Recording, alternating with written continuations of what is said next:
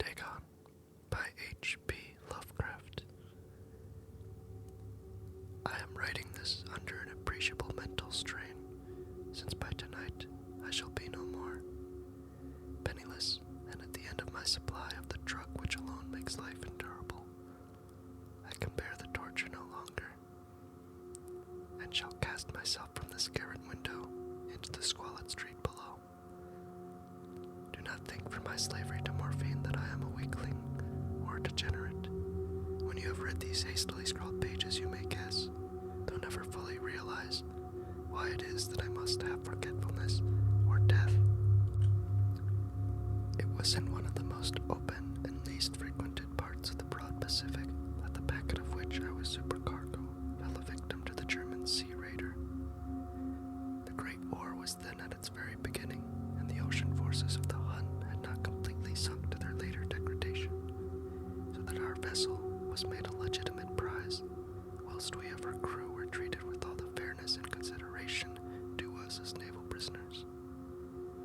So liberal, indeed, was the discipline of our captors, that 5 days after we were taken, I managed to escape alone in a small boat with water and provisions for a good length of time.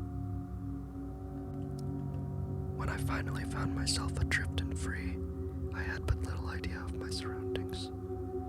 Never a competent navigator, I could only guess vaguely by the sun and stars that I was somewhat south of the equator. Of the longitude I knew nothing, and no island or coastline was in sight. The weather kept fair, and for uncounted days I drifted aimlessly beneath the scorching sun, waiting either for some passing ship or to be cast on the shores of some habitable land. But neither ship nor land appeared, and I began to despair in my solitude upon the heaving vastness of unbroken blue. The change happened whilst I slept. Its details I shall never know, for my slumber, though troubled and dream-infested, was continuous. When at last I awaked, it was to discover myself half-sucked into a slimy expanse of hellish black mire, which extended about me in monotonous undulations as far as I could see, and in which my boat lay grounded some distance away. Though one might well imagine that my first sensation would be of wonder at so prodigious and unexpected a transformation of scenery, I was in reality more horrified than astonished, for there was in the air and in the rotting soil a sinister quality which chilled me to the very core. The region was putrid with the carcasses of decaying fish and of other less describable things which I saw protruding from the nasty mud of the unending plain. Perhaps I should not hope to convey in mere words the unutterable hideousness that can dwell in absolute silence and barren immensity. There was nothing within hearing, and nothing in sight save a vast reach of black slime. Yet the very completeness of the stillness and the homogeneity of this landscape oppressed me with a nauseating fear. The sun was blazing down from a sky which seemed to me almost black in its cloudless cruelty, as though reflecting the inky marsh beneath my feet. As I crawled into the stranded boat, I realized that only one theory could explain my position. Through some unprecedented volcanic upheaval, a portion of the ocean floor must have been thrown to the surface, exposing regions which for innumerable millions of years had lain hidden under unfathomable watery depths.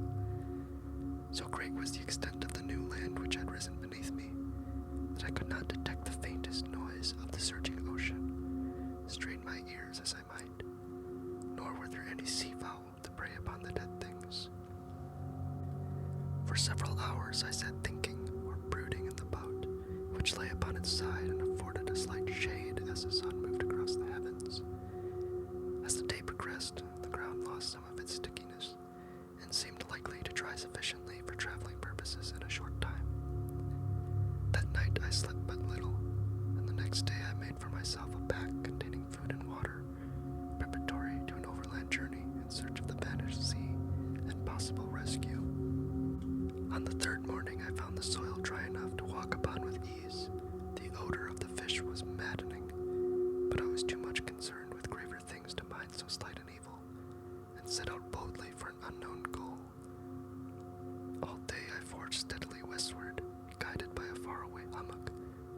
higher than any other elevation on the rolling desert. That night I encamped, and on the following day still traveled toward the hummock, though that object seemed scarcely nearer than when I had first espied it. By the fourth evening I attained the base of the mound, which turned out to be much higher than it had appeared from a distance, an intervening valley setting it out in sharper relief from the general surface.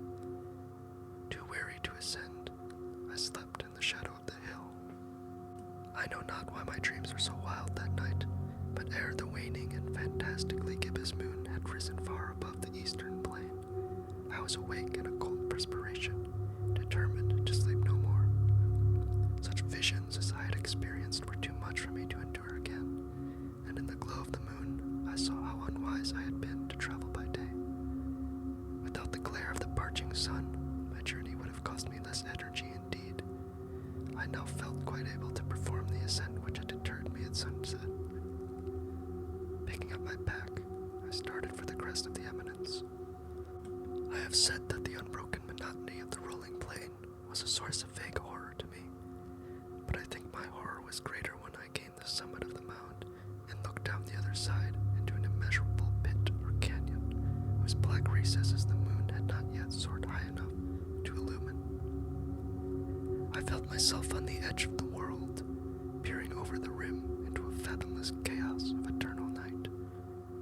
Through my terror ran curious reminiscences of Paradise Lost and Satan's hideous climb through the unfashioned realms of darkness. As the moon climbed higher in the sky, I began to see that the slopes of the valley were not quite so perpendicular as I had imagined. Ledges and outcroppings of rock afforded fairly easy footholds for a descent, whilst after a drop of a few hundred feet, the declivity became very gradual.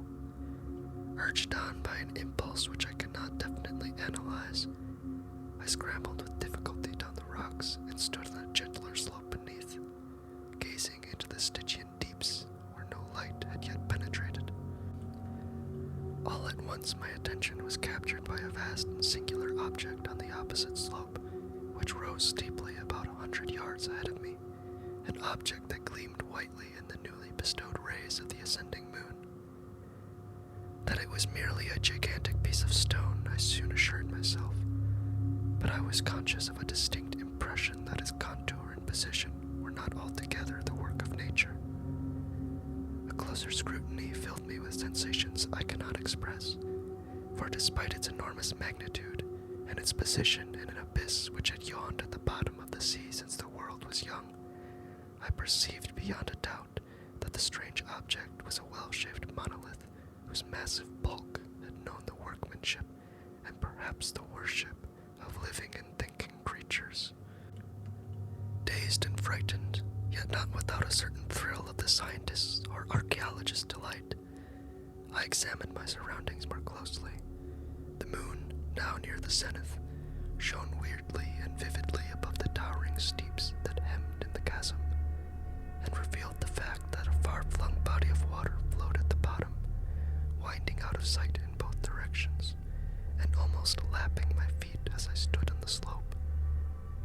Across the chasm, the wavelets washed the base of the Cyclopean monolith, on whose surface I could now trace both inscriptions and crude sculptures.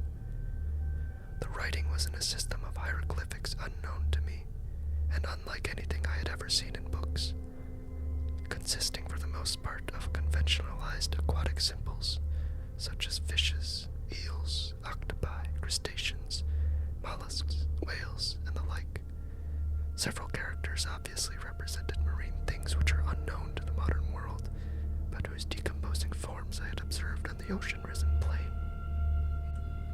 It was in the pictorial carving, however, that did most to hold me spellbound. Plainly visible across the intervening water, on account of their enormous size, were an array of bas-reliefs whose subjects would have excited the envy of a Doré.